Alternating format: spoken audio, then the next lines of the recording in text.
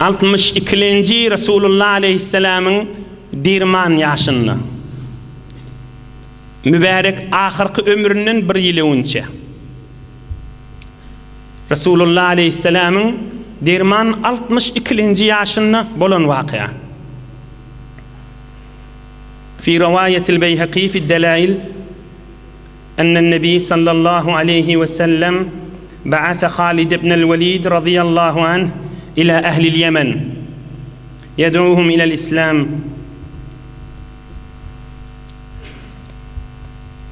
Altmış ikinci yaşında Halid ibn Velid radıyallahu anh batır sahabalan biri şoni hak Resulullah aleyhisselam bir neçe sahabalar bilen Yemen'in Hemden yan ulqon taifası ba şolun aralarına barıp şolary İslam'a çağır jeng meydana girmeni icazet bermendir. Halid ibn Velid Resulullah aleyhisselam Yemen'in Hemden yan taifasına ivertir. O taifada ulqon taifamış. Şolary İslam'a çağır aralarına bolun diptir. 6 aylap Halid ibn Velid şolun arasına gidiptir. Hiç kaysi Müslüman bolmandır. قال البراء فكنت في من خرج مع خالد بن الوليد فأقمنا 6 أشهر ندعوهم إلى الإسلام فلم يجيبوه. Sahabalan bir aydiye men Halid ibn Velid bilen badım. Halid ibn Velid kan gurrun geçenler batır sahaba. 6 aylap şolun arasında bolluk emme olar Müslüman bolmadılar. وفي المواهب ثم أرسل صلى الله عليه وسلم عليا المرتضى رضي الله عنه إلى اليمن في شهر رمضان سنة 10. 6 aylap gittiler. Haber gelyen haber Müslüman bolmayalı. Hemden yan ulqon taifa, ulqon şehir. 6 ay sonra Hak Resulullah aleyhisselam Alım şehrinin qafsı olan Seyyiduna Ali Murtaza radıyallahu anh'ı çağırıptır yanına. Ve aqada lehu liwa'an ve ammamehu biyedihi. Hazreti Ali şu vakt 36-37 yaşın devrüğünde cavan oğlanmış. Ey Ali barik gelliptir. Peygamberimiz aleyhisselam öz eli bilen bir perçem beriptir. Bayrak dank beriptir. Baydak dank beriptir. Bir perçem, bir baydak dank beriptir. Şuna elin alarsın deyiptir. Oham Hazreti Ali'ni yancağına koyup Peygamberimiz aleyhisselam mübarek eli bilen Hazreti Ali'nin kellesine selle oraptır. Hazreti Ali radıyallahu anh diye meni Yemen'e iber olan aralarına bol Müslüman bolsalar aralarına da qazi oluptur. Şolun aralarına bar Müslüman bolsalar da aralarına qazi bol şu taada boluptur. Ta Peygamberimizden haber berýänçe Hazreti Ali de şu taada bolmaly haýyny. Araplan arasında da bir qadimden gelýän bir yol var. Adam qazi boljak bolsa, heýwer ýaşuly bolmaly, garra adam bolmaly. Köp ören bolmaly, köp ýurtlary ören bolmaly, tejrübesi kän bolmaly, heýwer alim bolmaly. Oglan uşak aktyk çoğulukly bolmaly, kän milletin derdini eşiten adam bolmaly. Muni uly kiçi bilýär. Şu wagt Müslüman kafir bilýär Araplar arasynda garra adamlar gazi goýýanmışdykly, akyllan çaşmadyk ziren ýaşullary. Hazreti Ali da 37-36 yaşında yaş oğlanmış. Heyran kalıp aydıptır. Ya Resulallah, teb'asuni ila kavmin esenne minni ve ene hades la ubsirul qada. Ya Resulallah, men bir yaş oğlan deyiptir. İki nefer davalı olup gelse, men necre onun arasında hükmedeyin deyiptir. O iyiliğin içinde bir tıfır yaşlılar vardır deyiptir. O iyiliğin içinde bir tıfır yaşlılar var. Men bir yaş oğlan, men qaziçılıktan häzir habarym yok deyiptir. Men necre aralarında iki nefer o da davalı olup geliye. İki nefer de davalı olup gelinne her kim hak menki deyip geliye. Peygamberimiz aleyhissalatu vesselam Hazreti Ali'ni yakirrağına çekip teberrük okuyup vereyim. Fevada'a sallallahu aleyhi ve sellem yedehu ala sadri ve kâle Allahümme sebbit lisaneh ve ehdi kalbeh. Şey diyem de diye Hazreti Ali'ye diye. Peygamberimiz meni yakirrağına çekip mübarek ayasını kursağımda koydu ve dua etti.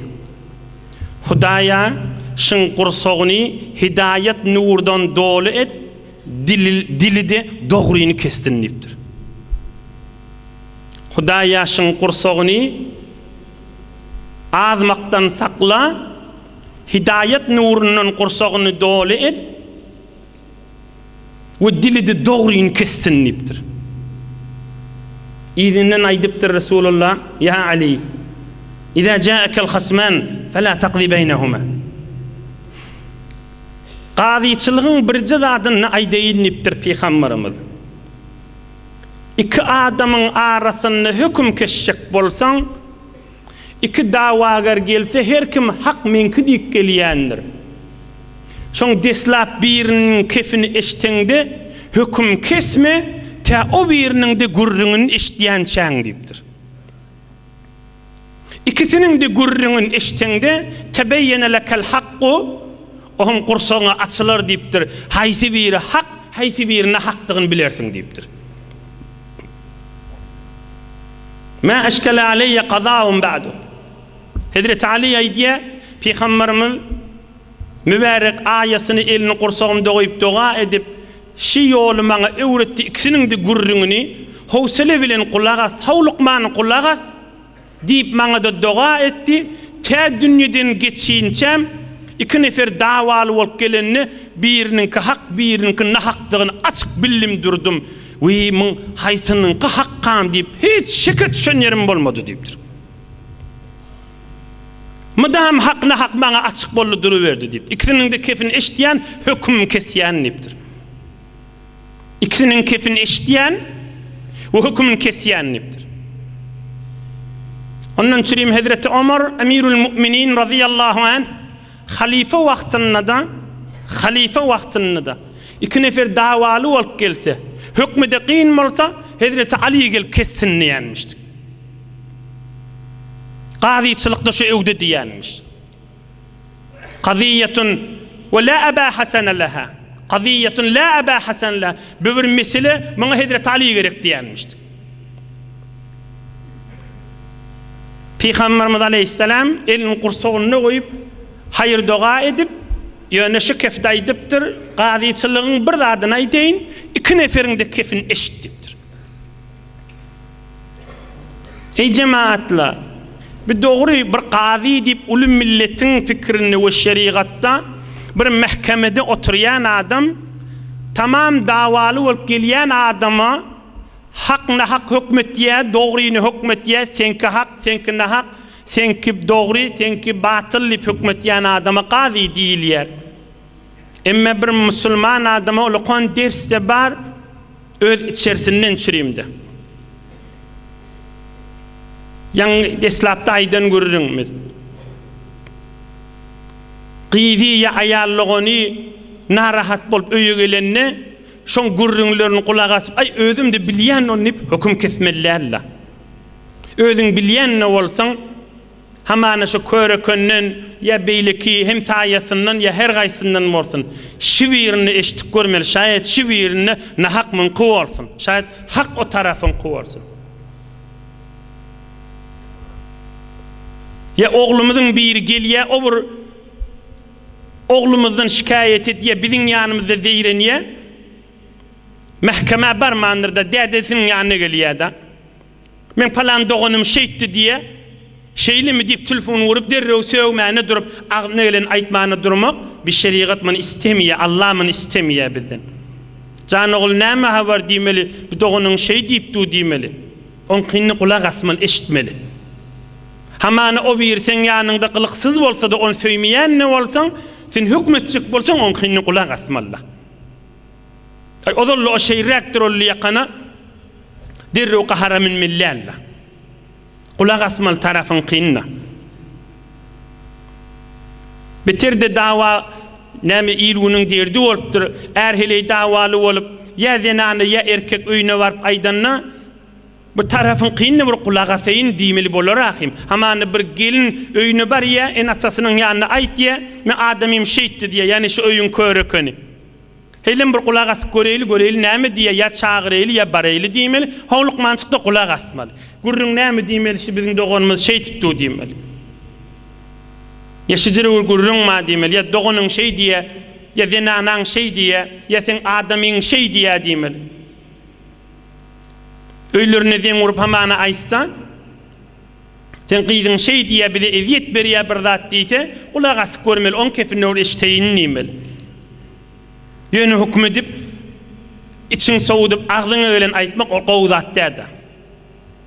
Şu haşma yadat ber gunahe kesi teammül kuneş der uqubet besi. Berekallah Hazreti Sa'di aleyhirrahme. Bir günah etdi dip şoňa qaharyň gelse, häzir şoňa aglyňa gelen aýtmakan, häzir şoňa azap bermäken, häzir şoň mujazat etmäken bir pikretde gördüpdir. Hak maqam, nahak maqam bir gördüpdir. Eger haşma yadat ber gunahe kesi teammül kuneş der uqubet besi. Şoňa aýtmakan bir pikret dipdir. Aňyrtyn bersin ýyzarla dipdir. Peygamberimiz aleyhissalatu vesselam'ın bir derman sözü we hukm kesmek barada. Şonu aýdyp ýene gurrun ýyzyny alyp gideýin. Peygamberimiz aýdypdyr: "El-quzatu salasa." Üç tüýsli hukm kesýän madyr dipdir. Üç tüýsli gazy wadyr dipdir. Üç tüýsli hukm kesýän madyr dipdir. Bir hukm kesýän adamma haky bilip haky kesýär. Muň derejesi gat uludur, kıyamet basym cennete girjeklerdendir dipdir. Haky bilýär we haky da kesýär. ورجل علم الحق فقضى به فهو في الجنة ورجل قضى للناس على جهل فهو في النار ورجل عرف الحق فجار في الحكم فهو في النار رواه الترمذي وغيره. برقاضي وحق بليا حق da kesiye. Bir cennet beheşte basım marcaklardan be. Ulu dereceli adam be. Şeriat yürütye insanların arasında. İkilenci bir adam hak bilye emma hakkı kesmeye bilip dura. Bir adam basım cehenneme varacaktan deyiptir. Adamların hakkını bozup otuyor deyiptir. Üçüncü raculun qada linnasi ala cehlin. Bilenak ay mınamen bilemak da diymiye bilmezlikten gelen atotida hükümler. Bir de basım oda girecekten Hudaýyň qaharyna düşecekten deyiptir. Doğrudur bu Peygamberimiz aýdyp durany gazyň gurrüňi, mahkemede oturan adamyň gurrüňi, onu da enedäde bolup otursak da, ýaşuly bolup otursak da, ahun bolup otursak da, kän meseleler gelýär. Başlaň aýdýan talak meselesini, zenana gelýär ärim şey diýdi diýe, ärde gelende başga tüýsledip aýtýar da, ýa men bijire dep aýtdym diýe. Hükmän ikisinin kinini eşitmeli. Enata da şeyle, dädeli körekülleri var arada, gyzlary var arada, gudolary var arada, hemsaýasy var arada. İzerlamaly, hukm keşek bolsa, bir zat diýjek bolsa, hükmän şoňa mudahale etmeli bolsa, şu hukmy girişmeli bolsa, Şoňa dihalet etmeli bolsa, iýderlemeli we dogryny kesjek bolmaly. Ýoksa da we mene bu zatlardan baş çykaramak diýmeli, bir şeriatdan Allahyň hukmünden baş çykarýan adamyň ýanyna bar eýliň diýmeli.